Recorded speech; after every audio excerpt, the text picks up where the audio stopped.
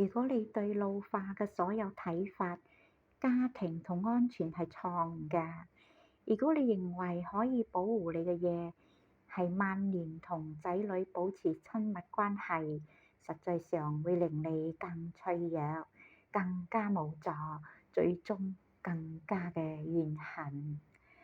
親密並不等於聯繫，依賴並不等於尊嚴。好多人以為住在仔女較近嘅地方，到咗老年自然就會變得更強壯、更充實嘅關係。呢個似乎係常識，距離較近，方便探訪、分享經驗，並繼續參與彼此嘅生活。但其實咁會產生反效果嘅，應該以微妙嘅方式創造距離。當父母與仔女走得更近嘅時，期望成為佢哋生活嘅終身部分，但持續嘅親密接觸可能導致情感疏離。隨着時間嘅推移，角色開始互換。